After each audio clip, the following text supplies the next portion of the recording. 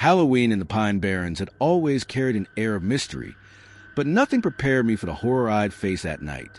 My boyfriend Nate and I decided to explore the abandoned Whispering Pines Asylum, a crumbling relic with a sinister reputation. I had protested at first, but Nate's curiosity got the better of both of us. "Come on, Emma," he said, grinning. "What's Halloween without a little adventure?" The asylum loomed over us like a beast from some long-forgotten nightmare. Its stone walls were choked with ivy, and the air smelled of damp earth and decay.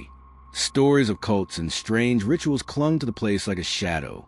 Local legend claimed the asylum was tied to the Jersey Devil, a creature whose name alone sent shivers down my spine. The night began innocently enough. We pushed through the broken gates and shone our flashlights over graffiti-covered walls. The silence inside was deafening, broken only by the crunch of debris underfoot. Each room told a story of neglect and despair, rusting bed frames, shattered glass, and walls scrawled with indecipherable symbols. Then we met him. He emerged in the shadows without warning. A man in a tattered cloak, his gaunt face illuminated by our flashlight. My heart hammered in my chest. "I'm a historian," he said, his voice low and gravelly. "I've been researching the asylum's history. There's a lot you don't know about this place." I couldn't shake the unease that crept over me. His eyes seemed too intense, too knowing. Nate, ever the skeptic, shrugged. "Well, we're just exploring. We'll be out of your way soon." The man's lips curled into a strange smile. "Be careful," he said. "This place doesn't like visitors." We left him there, but the image of his hollow eyes lingered in my mind long after we returned to Nate's cabin. The unease from earlier refused to fade, a persistent itch at the back of my thoughts. That night, I awoke to whispers. At first, I thought it was the wind, but as I strained to listen, I realized the sound was coming from the woods. It wasn't just one voice. It was a cacophony, a disjointed chorus of murmurs that made my skin crawl. I sat up, my breath catching in my throat. Outside, the shadows seemed alive, shifting under the pale light of the moon. Then I saw them. Two glowing red eyes stared back at me through the window. I froze, unable to look away.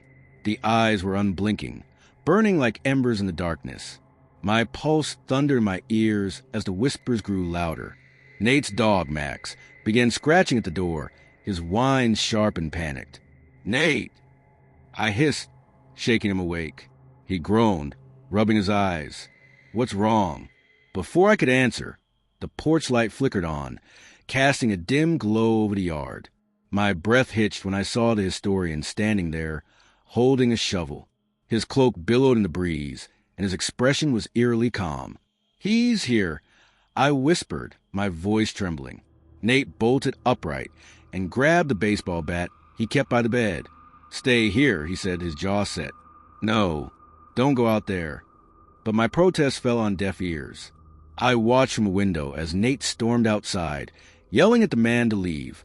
The historian didn't flinch. Instead, he took a step closer, his lips moving in what seemed like a chant. The whispers swirled around me, growing louder, more insistent. Then the man turned and ran. Nate chased him into the woods, his flashlight bouncing wildly in the darkness. I was left alone in the cabin, the oppressive silence closing in around me.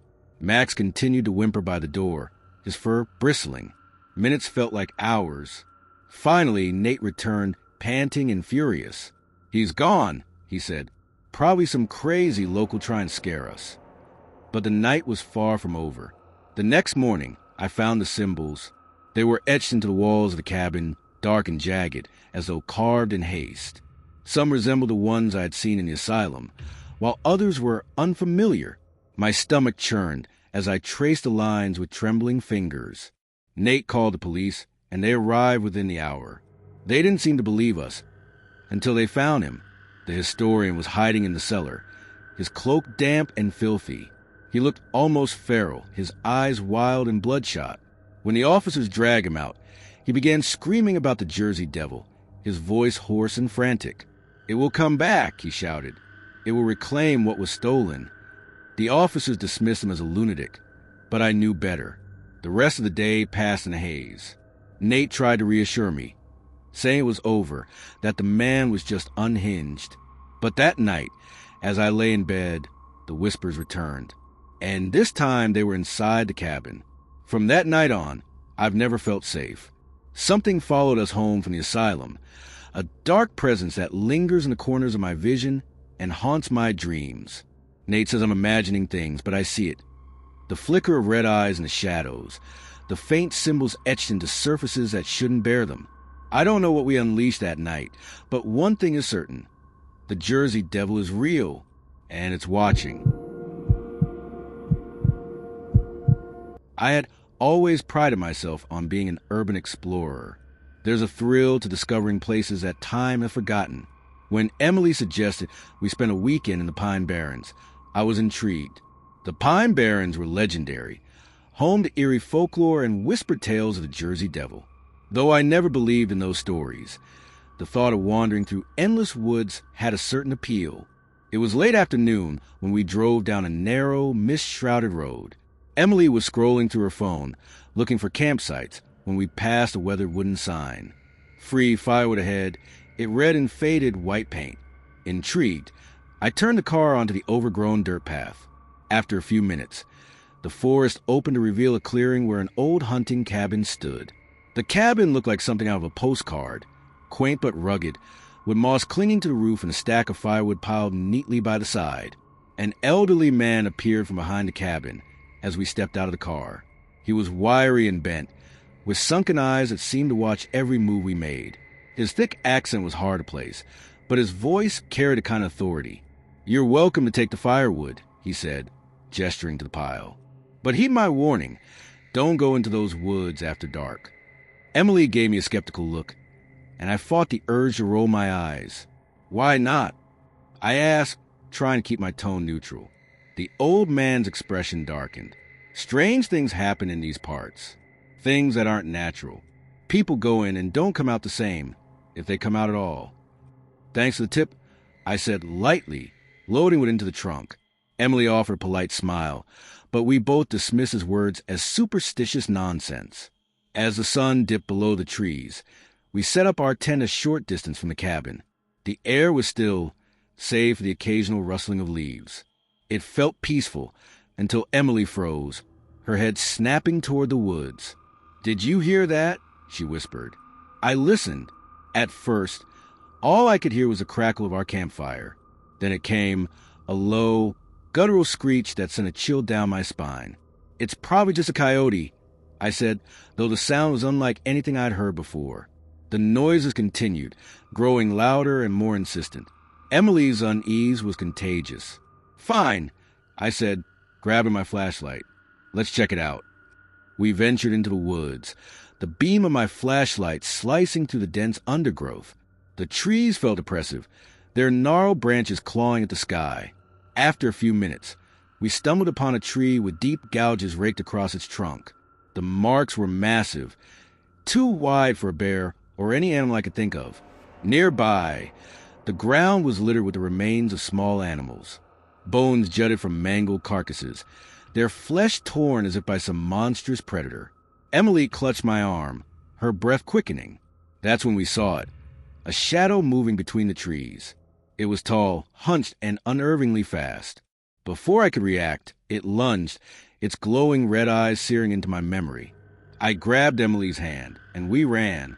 The woods seemed endless, the darkness pressing in from all sides. When we finally burst into the clearing, my heart sank. The firewood we'd stacked earlier was gone. In its place, the logs had been arranged into a large, intricate symbol, a circle enclosing jagged lines that resembled a pentagram. The air felt heavy, charged with malevolent energy. Emily was trembling, her face pale. "What the hell is going on?" she demanded. "I don't know," I admitted, my voice barely above a whisper. We spent the rest of the night in the car, too scared to return to the tent. Every creak of the trees and distant rustle kept us on edge. Sleep was impossible. When morning finally came, the cabin looked different. The moss-covered roof had collapsed in places, and the windows were shattered. It looked as though it had been abandoned for decades. The old man was nowhere to be found. We drove to the nearest town, desperate for answers. At the local diner, I asked the waitress about the cabin. Her face paled. That cabin's been empty for years. The old man who owned it, Sam Whitaker, died over a decade ago. Emily and I exchanged uneasy glances, but we spoke to him last night. I insisted. He gave us firewood. The waitress shook her head, her expression grave. You're not the first to say that. People claim they've seen him, but Sam's dead.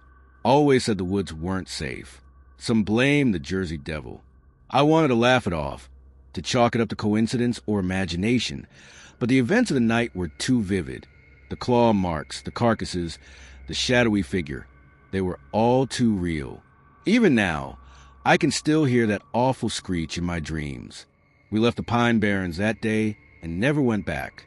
I'm not sure what we encountered in those woods, but one thing is certain. I'll never dismiss a warning as mere superstition again. Some legends, it seems, are rooted in truths best left undiscovered.